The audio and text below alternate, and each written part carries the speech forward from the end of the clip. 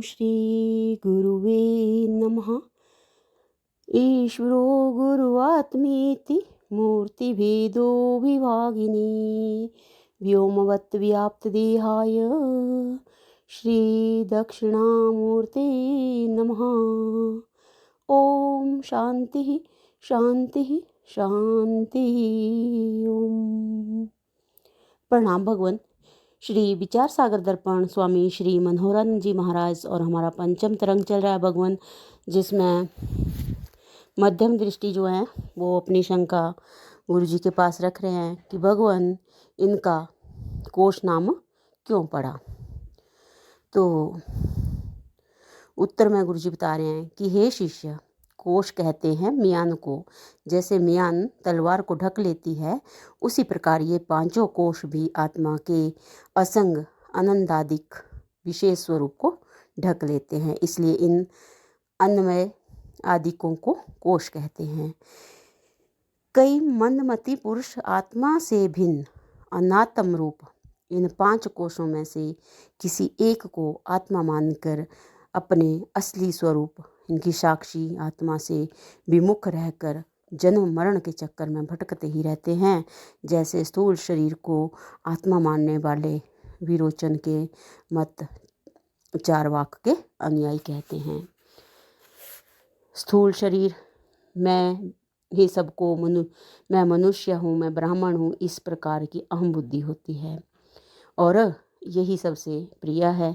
इसलिए यह स्थूल शरीर अन्नमय कोश ही आत्मा है और इस स्थूल शरीर का वस्त्र भूषण तेल आदिकों से श्रृंगार करना और नाना प्रकार के भोजनों से पोषण करना ही परम पुरुषार्थ है। इसलिए मंत्र है भगवान कि वही वाला मंत्र है कि यावत जीवेत सुखम जीवेत, कि जब तक जियो सुख से जियो और ऋण लेकर ऋणम कृत्वा घृत घृत पीवेत, कि ऋण ले लेकर घी पियो और भस्मीभूतस्य देहस्य पुनरागमनम कुतः, अर्थात जब तक जीवन है तब तक सुख से जीना चाहिए, ऋण लेकर भी घी पीना चाहिए, अर्थात किसी भी प्रकार विषय भोगने चाहिए, क्योंकि शरीर के भस्म होने के बाद, इनकी मरने के बाद फिर संसार में थोड़ा ही आना है। ये विरोचन का सिद्धांत है।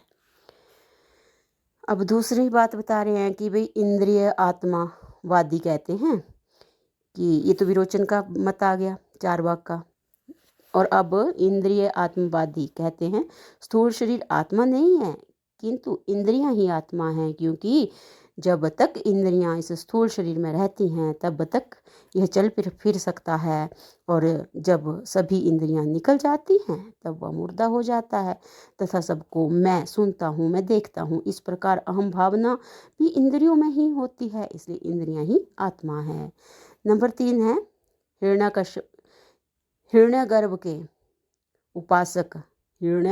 के उपासक इनकी प्राण आत्मावादी कहते हैं शरीर में यदि आँख इत्यादि इंद्रियां नहीं रहती तो भी शरीर मरता नहीं, किंतु प्राण निकलते ही शरीर मुर्दा हो जाता है और सुसुप्ति अवस्था में जहाँ इंद्रियों का लय हो जाता है वहाँ भी प्राण तो चलता रहता है। इसलिए इंद्रियां आत्मा नहीं किंतु प्राण ही आत्मा है।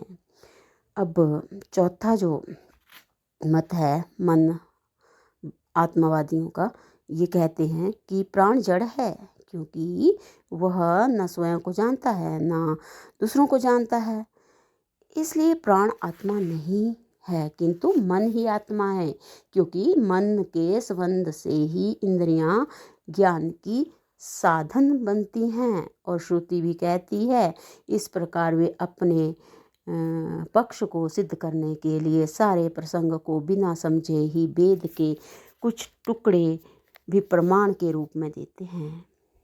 अब मंत्र है तस्मात्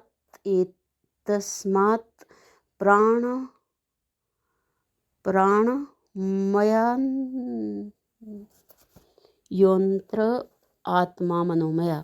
इसका मतलब है कि उस प्राणमय से दूसरा अंतर आत्मा मनोमय है। प्राणमय से दूसरा अंतर आत्मा मनोमय है। और मन एव मनुष्याणाम कारणम बंध मोक्षायो कि मन ही मनुष्यों के बंधन और मोक्ष का कारण है। मन एव मनुष्याणाम कारणम बंध मोक्षो, मन ही मनुष्य के बंधन और मोक्ष का कारण है। इससे सिद्ध होता है कि मन ही आत्मा है। अब विज्ञानवादी बौद्ध कहते हैं कि मन आत्मा नहीं है, किंतु क्षण क्षण में बदलने वाला प्रकाश स्वरूप जो विज्ञान अर्थात बुद्धि है वही आत्मा है, क्योंकि मन बुद्धि के अधीन है।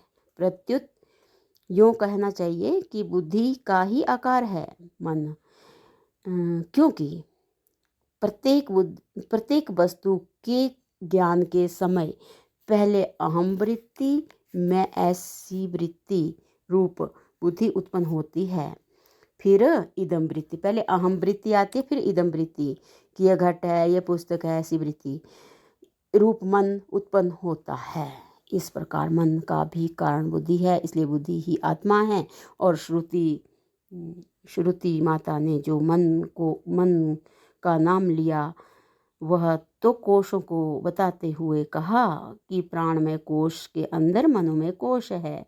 वास्तव में तो श्रुति विज्ञान में बुद्धि को ही आत्मा बताती है।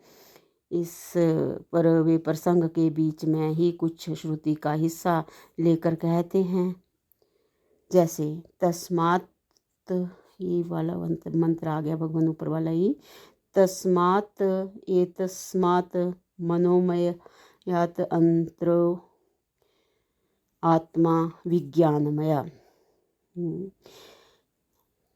वहाँ पे मनोमय था, अब यहाँ पे विज्ञानमय है। तो बता रहे हैं कि अर्थात उस मनोमय से दूसरा अंतर आत्मा विज्ञानमय है, कि मनोमय के अंदर जो है वो विज्ञानमय है, कोश है। तो अब बता रहे हैं कि इससे भी सिद्ध होता है कि विज्ञान स्वरूप बुद्धि ही आत्मा है।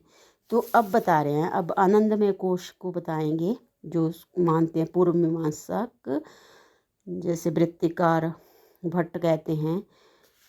तो भगवान इसको जो है वो हम अगले सत्संग से कंटिन्यू करते हैं। प्रणाम भगवान। ओम शांति शांति शांति। ओम।